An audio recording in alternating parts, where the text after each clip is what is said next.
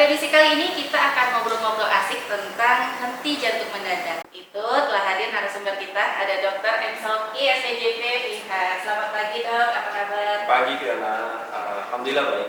Mungkin sebelum kita mulai, boleh disapa dulu dok, sobat bisik yang lagi mendengarkan dok. Selamat pagi, assalamualaikum warahmatullahi wabarakatuh, sobat bisik semua. Saya hadir di sini dengan Fiona untuk membahas mengenai kesehatan jantung. Ini merupakan hal yang menarik ya Fiona ya, karena saat ini sudah ada yang viral ya mengenai beberapa orang yang henti jantung mendadak. Memang seperti yang kata dokter tadi, lagi viral, lagi sering dibicarain di medsos nih dok tentang henti jantung mendadak. Sebenarnya henti jantung mendadak ini apa ya dok? Ya begini Fiona, henti jantung mendadak itu artinya adalah jantung tidak berfungsi secara mendadak. Biasanya dengan gangguan irama jantung biasanya. Gejalanya bisa tiba-tiba pingsan, kemudian nafas tiba-tiba hanya tinggal satu-satu, dan itu terjadinya mendadak. Penyebabnya itu banyak ya, beberapa. Apa aja tuh dok biasanya penyebab henti jantung mendadak ini? Oke, kita bagi dalam umur dulu ya. Lebih baik kita bagi umur. Biasanya dibagi umur di atas 50 tahun sama kurang dari 50 tahun. Tapi ada juga yang bilang di atas 30 tahun sama kurang dari 30 tahun. Saya untuk tren saat ini saya ambil yang di atas 30 tahun sama kurang dari 30 tahun. Serangan sebenarnya henti jantung mendadak ini bisa disebabkan oleh masalah koroner jantung mendadak. Yang kedua, yang di atas 30 tahun ya, masalah jantung koroner, kemudian masalah penyakit struktural jantung seperti masalah katup jantung. Nah, itu yang paling sering untuk yang di atas 30 tahun. Kemudian untuk yang kurang dari 30 tahun penyebabnya bisa masalah di dalam sel ionnya, sel yang berhubungan dengan ion listrik di jantung. Berarti masalahnya di irama jantung. Kemudian bisa juga karena masalah penyakit yang genetik ya, penyakit genetik atau penyakit bawaan, penyakit jantung bawaan. Itu juga bisa menyebabkan henti jantung mendadak. Lalu ada nggak faktor-faktor yang mungkin lebih menyebabkan seseorang ini bisa terkena henti jantung mendadak? Faktor-faktor yang menjadi penyebab ya, faktor-faktor yang menjadi penyebab serangan henti jantung mendadak itu kita bagi lagi terhadap kausanya tadi. Contoh seperti karena masalah koroner ya. Kalau koroner ini kita bilangnya serangan jantung ya. Sebenarnya dia tuh serangan jantung, jadi ada sumbatan koroner jantung, tiba-tiba terjadi perubahan irama jantung, di sana irama jantung yang menyebabkan henti jantung mendadak. Nah, kemudian kalau kita terlambat menangani ini, maka akan dia terjadi kematian jantung mendadak. Kalau masalahnya kita ngomongin masalah koroner jantung, ya, berarti faktor resiko koroner jantung itu yang kita tangani, dan ini mungkin sudah dijelaskan ya sama teman saya yang sebelumnya ya. Sedangkan untuk penyebab yang lain seperti irama jantung, maka kita harus kita lihat faktor-faktor pencetusnya yang masing-masing. Saya akan rangkum aja untuk pencetusnya ini, faktor resiko, bukan faktor resiko penyebab ini, faktor pencetus ya, lebih ke pencetus. Ada gangguan irama jantung ini dicetuskan oleh aktivitas yang berat, strenuous activity. Ada yang dicetus oleh suhu dingin, jadi mungkin mandi air dingin saat itu bisa terjadi. Ada yang dicetuskan oleh stres, ada juga. Kemudian pencetus yang lain adalah mungkin ada penyebab yang lain, ya misalkan dia sedang ada infeksi saat itu, kemudian ada hal metabolik yang tidak terkontrol saat itu. Itu juga bisa mencetuskan henti jantung. Ada orang yang mengalami henti jantung mendadak, ada nggak ya dok gejala sebelumnya gitu, gejala yang dirasakan oleh seseorang yang mungkin akan terkena henti jantung mendadak? Ya. Ini sangat menarik ya. Henti jantung mendadak kalimatnya agak jelas mendadak ya, berarti bisa jadi tidak ada keluhan sama sekali. Nah, seperti kasus yang di atlet bulu tangkis Cina ya kemarin kan, tidak ada keluhan. Tiba-tiba aja kejang, mungkin saat itu terjadi henti jantung mendadak yang menyebabkan kematian mendadak ya. Beda ya, henti jantung mendadak ini masalah irama jantung segera tadi. Kalau tidak ditangani dengan cepat akan menyebabkan kematian jantung mendadak ya, beda ya. Nah, bisa tiba-tiba, jadi kebanyakan tidak ada keluhan, terjadilah hal seperti itu. Jadi saya menekankan pada kasus-kasus yang seperti ini, maka penanganan yang cepat itu dapat menyelamatkan pasien tersebut. Penelitiannya menyatakan bahwa untuk total semua pasien dengan henti jantung mendadak ya, sudden cardiac arrest ini, itu bisa menyelamatkan sekitar lebih dari 30% orang, asalkan tepat. Apa tindakan yang bisa kita lakukan? Yaitu kita lakukan basic life support. Basic life support ini seperti kita nilai nadinya pasien itu, nilai nafasnya, nilai kesadarannya dulu ya, nilai kesadarannya dulu, menilai nadinya dulu. Kalau memang tidak ada, semuanya kita bisa melakukan prosedur pompa jantung dari manual ya, dari luar. Itu bisa menyelamatkan pasien lebih dari 30%. Apalagi pasien-pasien yang bukan masalahnya adalah koroner jantung, yang memang mempunyai masalah irama jantung sendiri, itu lebih tinggi kemungkinan dia survive. Nah, selain daripada itu, pada event-event tertentu atau pada tempat-tempat publik tertentu juga harus disediakan alat-alat khusus untuk menangani masalah irama jantung tersebut. Kita bilangnya AED, alat defibrilasi ya, alat defibrilasi eksternal. Nah, ini biasanya ada di bandara internasional, harusnya ada. Jadi ketika ada pasien muda tiba-tiba penurunan kesadaran, pingsan langsung mendadak, dan kita udah cek nadinya, kemudian tidak ada nadi, kita langsung melakukan pompa jantung ya, melakukan pompa jantung saat itu. Nah, yang melihat yang lain juga harus mengambil alat itu segera, karena alat itulah salah satunya yang akan menyelamatkan pasien tersebut. Dan paling tinggi, ini untuk seluruh penyakit aja bisa 30% yang selamat. Saya tidak menyatakan bahwa ya 100% akan selamat, tidak. Tapi setidaknya dari 10 orang yang terjadi seperti kejadian itu, tidak, setidaknya kita bisa menyelamatkan 3 nyawa. Nah, itu ada jeda waktunya nggak teman-teman? Seperti yang teman-teman tadi kan, ketika ketemu orang yang tiba-tiba pingsan langsung diperiksa nadi gitu kan dok. Nah, misalnya nih dok, kita ketemu orang, tapi kita nggak tahu nih mau ngapain nih dok, di apakah periksa nadi, karena kebanyakan kita kan memang orang awam di situ. Nah, itu ada jeda waktunya nggak dok? Langsung misalnya bisa masuk ke rumah sakit, itu ada berapa waktu untuk periode ini pasien bisa diselamatkan gitu? Oke, ini menarik ya. Ini sebenarnya tanggung jawab kami juga ya, dari Persatuan Kardiologi Indonesia juga. Dan sebenarnya tidak hanya untuk kami pergi aja, semua dokter di seluruh Indonesia juga punya andil di sini. Karena basic life support ini memang ditujukan untuk awam ya. Semua masyarakat sebaiknya mengetahui hal ini. Dan ini sangat mudah, sangat mudah. Hanya saja mungkin informasinya yang ke masyarakatnya ini belum luas, belum seluruh Indonesia tahu.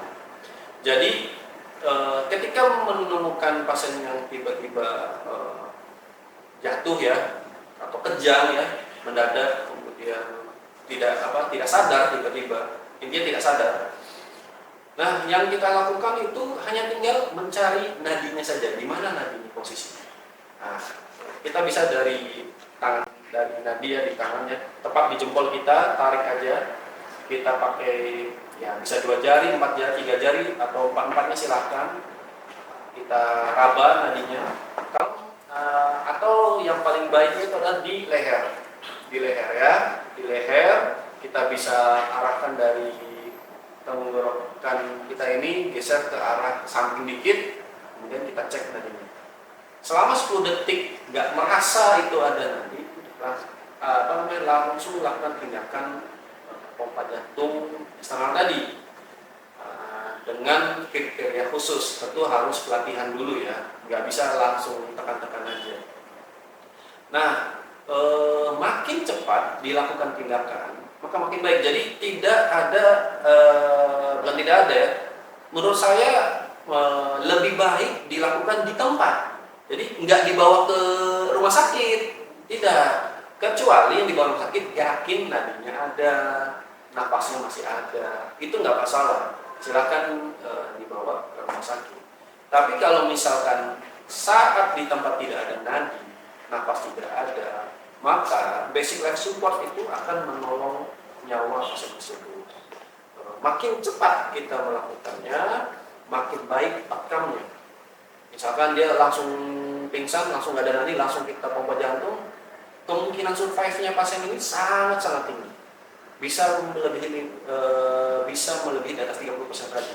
Karena yang saya bilang 30% tadi adalah totalitas setelah tindakan, survive-nya kan. Tapi makin pendek kita melakukan basic life support pada pasien tersebut, kemungkinan dia hidup akan sangat tinggi.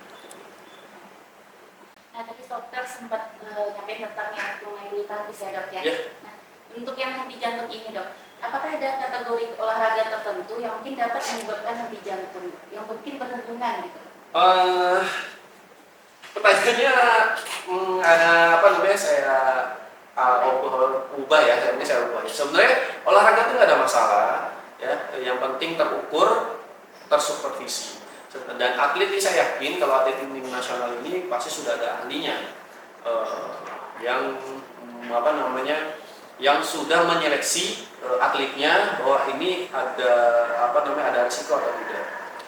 Jadi untuk yang usia muda ya, ini olahragawan, ini saya ngomongin atlet ya, olahragawan yang masih muda, maka alangkah baiknya untuk yang sifatnya lokal ya, kalau nasional saya yakin udah direkam jantung, udah diperiksa ini itu ya. Untuk yang lokal ada dilakukan pemeriksaan minimal itu adalah anamnesa tentang keadaan dia, keluhannya sama keluarganya, karena ini pengaruh. Ada resiko diturunkan untuk masalah henti jantung mendadak akibat masalah irama jantung. Jadi kalau misalkan ada di keluarga kita yang usianya muda ya, ada yang bilang kurang dari 30 tahun, ada yang bilang kurang dari 40 tahun ya, ada meninggal mendadak, maka di anak-anaknya mungkin bisa terkena juga mungkin ya. Yang kedua adalah kita lakukan pemeriksaan fisik tentunya, kemudian yang ketiga kita lakukan rekam jantung, minimal rekam jantung, karena ada rekam jantung tertentu yang mempunyai risiko meningkat untuk terjadinya gangguan irama jantung ini yang menyebabkan henti jantung mendadak. Nah, salah satunya pencetusnya saya sudah bilang tadi, yaitu adalah strenuous activity, yaitu aktivitas yang sangat berat di jenis-jenis tertentu ya, jenis-jenis gangguan irama tertentu itu. Jadi bukan masalah olahraganya yang menyebabkan itu, tapi gimana kita untuk mengelola itu, menseleksi itu, bahwa ini ada nih resikonya nih. Ketika udah ketemu baru kita merestriksi olahraganya, seperti itu. Jadi jangan dibalik, yang kalau yang tadi seakan-akan olahraga ini nggak baik, tidak, olahraga itu boleh. Tapi alangkah baiknya sebelumnya tes dululah sekali ke dokter jantung untuk tahu ini ada risiko atau enggak. Ini kita bilang screening ya. Dan itu bisa membantu ke depannya. Tadi kan dokter menyebutkan tentang irama jantung ya, yang berhubungan dengan henti jantung. Misalnya ada pasien yang mungkin sudah diagnosanya itu irama jantung, atau mungkin keluarganya, anaknya gitu. Untuk olahraga ini ada yang perlu dihindari nggak dok? Atau boleh kok semua olahraga asal fit gitu? Oh ya, oke. Jadi ini pertanyaannya adalah sudah pasti ada masalah irama jantung ya. Kemudian apakah boleh olahraga atau tidak? Nah, untuk beberapa jenis penyakit irama jantung ya yang sudah berat, yang disebabkan oleh masalah koroner jantung misalkan, dan itu belum dilakukan revaskularisasi, maka olahraganya harus dibatasi. Dan pembatasannya biasanya kita lihat tergantung beratnya keadaan penyakit koronernya. Oke. Dan kita evaluasinya bisa dari hanya dengan lihat koronernya atau dengan lihat hasil, biasanya kita lakukan treadmill atau lakukan exercise test ya, bukan hanya treadmill atau exercise test ini bisa treadmill, bisa pakai sepeda juga sebenarnya. Nah, kemudian ada juga yang irama jantungnya ini kita bisa tes juga apakah ini bisa tercetus dengan olahraga atau tidak. Bisa juga dengan exercise testnya dengan treadmill atau yang dengan sepeda ya. Di Suharman Marsing kita punyanya yang treadmill. Jadi misalnya ada irama jantung ini, kita mau lihat ini tercetus nggak dengan treadmill, dengan aktivitas, maka kita lakukan treadmill. Nanti sampai suatu titik di treadmill itu terhadap iramanya berubah dan itu mengancam, kita akan stop di situ dan kita akan nilai. Maka dengan hasil dari treadmill ini kita bisa memberikan resep latihan. Jadi sebenarnya olahraga nggak ada pandangannya ya. Boleh olahraga untuk semua penyakit jantung yang memang diperbolehkan ya. Ini ngomongin masalah irama. Kecuali emang tidak perbolehkan, contohnya yang sudah berat penyakit irama jantungnya itu ini hasil evaluasi ya dari kami yang dokter jantung. Intinya adalah semua masalah irama jantung yang ingin olahraga perlu konsultasi dulu ke dokter jantungnya. Apakah ini boleh olahraga dan olahraganya sampai mana, itu akan diberikan resepnya oleh. Nah, dan paling sering nih dok ya, kita sering salah dengan henti jantung, terus ada lagi dengan serangan jantung. Ya. Nah, ini sama nggak dok keduanya atau sebenarnya berbeda? Ya, ini suatu hal yang berbeda untuk secara termnya ya, artinya ya. Serangan jantung itu maksudnya merupakan kejadian penyakit koroner jantung mendadak. Penyakit jantung koroner mendadak atau serangan jantung ini terjadi penyumbatan pembuluh darah jantung atau penyempitan pembuluh darah jantung secara mendadak yang menyebabkan aliran darah ke otot jantungnya tidak ada atau berkurang. Bayangkan otot jantung yang jantung itu bergerak terus tiba-tiba tidak ada suplai makanan, karena kan suplai makanan dari darah kan, tersumbat pembuluh darahnya, nggak ada aliran darahnya. Nah, itu namanya serangan jantung. Nah, serangan jantung ini, heart attack ini, tentu ada keluhan-keluhan duluan nih. Keluhannya seperti sakit dada, ya kan, nyeri dada, keringat dingin, terus habis itu bisa pingsan dada. Nah,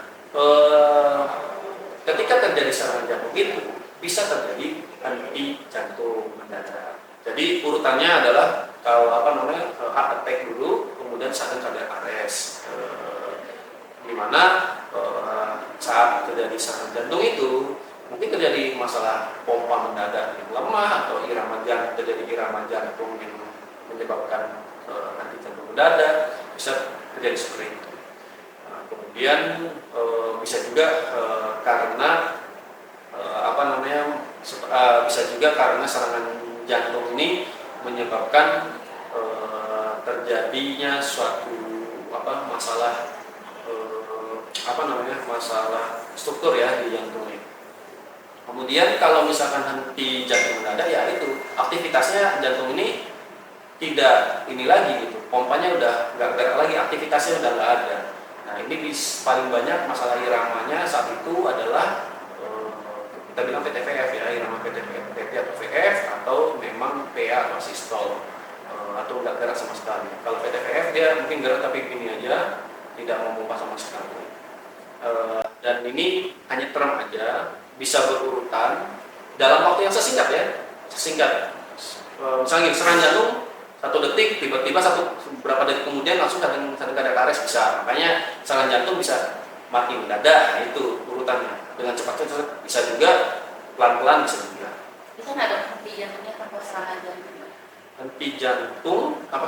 Ya bisa. Kalau henti jantung tanpa serangan itu, yang irama jantung tadi usia muda kan tanpa serangan jantung. Jadi Memang kalau secara hitungan angka 50 sampai 80% sadar KDA itu penyebabnya adalah masalah koroner akut ya pada pasien usia di atas 50.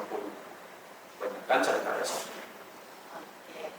Nah, ada nggak dok yang mungkin dapat kita lakukan atau upaya pencegahan kita agar terhindar dari henti jantung mendadak ini? Oke, yang pertama adalah tentu karena ini banyaknya tanpa ada keluhan ya. Untuk ini saya membicarakan yang bukan kasus koroner ya, bukan kasus koroner ataupun yang bukan kasus masalah struktural ya. Struktural ini maksudnya masalah katup jantung ya, biasa katup jantung atau masalah infeksi jantung dan lain-lain. Jadi ini saya lebih ke murni iramanya saja. Dan paling banyak masalah irama jantung ini dan bahkan sebelum ada keluhan nggak tahu bahwa pasien itu punya gitu masalah irama ini, ini gitu. Nah, trik yang pertama adalah tentu konsultasi dulu ya dengan dokter spesialis jantung. Itu kalau yang belum pernah ada keluhan sama sekali. Apalagi pada yang punya riwayat keluarga yang meninggal mendadak di usia muda. Itu sangat disarankan sekali. Nanti kita akan lakukan serangkaian pemeriksaan, anamnesa, penilaian fisik, kemudian EKG, kemudian kita lakukan exercise test ya untuk menentukan. Nah, hampir banyak beberapa kasus ya itu dalam EKG sudah bisa kita tahu bahwa pasien ini ada risiko. Dan kami juga cukup sering ya menemukan itu di rumah sakit, di rumah ya, di rumah ini. Setelah konsultasi, kita tahu maka kita akan beritahukan risiko-risikonya. Bukan berarti kita menakut-nakuti kita. Ini setidaknya mencegah untuk kedepannya harus bagaimana saja. Yang kedua, trik yang lain adalah jika pernah ada keluhan, contoh pingsan mendadak, yang habis pingsan itu tiba-tiba bangun lagi dalam ya kurang dari 30 detik lah ya, tiba-tiba bangun sadar, nggak ada keluhan lagi, nggak ada pandangan kabur atau kejang atau apa ya, nah, itu bisa konsultasi juga ke dokter jantung. Nah, itu kita bilangnya sinkop ya, atau pingsan. Jadi pingsan itu ada beberapa, untuk awam pingsan banyak artinya, tapi bagi kami sinkop dari salah satu yang istilah awamnya pingsan itu ada namanya sinkop. Nah, salah satu sinkop itu penyebabnya adalah gangguan irama jantung tadi, yaitu dia itu terjadi gangguan irama jantung yang nanti jantung mendadak itu, tapi hanya sebentar. Nah, itu jadi kembali lagi normal lagi irama jantungnya. Nah, itu juga menjadi menjadi alarm bagi kita untuk konsultasi ke dokter jantung. Intinya harus konsultasi dulu, baru kita bisa tahu apakah bisa meriksa atau enggak. Nah, jadi saya tidak bisa sembarang bilang, semua yang muda jangan olahraga lah, gitu. Enggak. Ini penyakitnya jarang ya. Tapi ya satu pemuda Indonesia ini kan itu bisa jadi dia adalah pengubah atau yang membuat maju Indonesia kelak kan. Nggak mungkin lah kita mendiamkan itu, walaupun jarang, tapi ini sangat penting. Oke. Baik Sobat Bisik, tanpa terasa sudah banyak sekali informasi yang disampaikan oleh Dr. Sofia SPJP. Nah, mungkin sebelum kita tutup nih dok, ada closing statement nggak dok terkait henti jantung mendadak ini? Sahabat Bisik semua, mari kita jaga jantung kita di usia muda. Kita bisa menjaganya dengan makan makanan yang bergizi ya, kemudian olahraga yang teratur, kemudian ketika kita akan melakukan kegiatan yang sifatnya berat, lebih alangkah baiknya konsultasikan dulu ke ahli, ke dokter jantung untuk mengetahui resiko terjadinya henti jantung mendadak. Terima kasih. Terima kasih dok atas informasinya Sama-sama, yang sharingnya pada hari ini. Semoga sahabat Bisik semua semakin aware, semakin paham, dan kita bisa mencegah dan menerapkan apa yang tadi sudah disampaikan oleh Dr. Kami. Dan Baiklah, jika masih ada pertanyaan, boleh silakan DM kami di IG PKRS RSUD Kota Dumai atau official RSUD Kota Dumai. Baik, kita tutup podcast kita hari ini ya dok ya. Saya mewakili narasumber dan juga kru yang bertugas hari ini mengucapkan terima kasih. Assalamualaikum warahmatullahi wabarakatuh.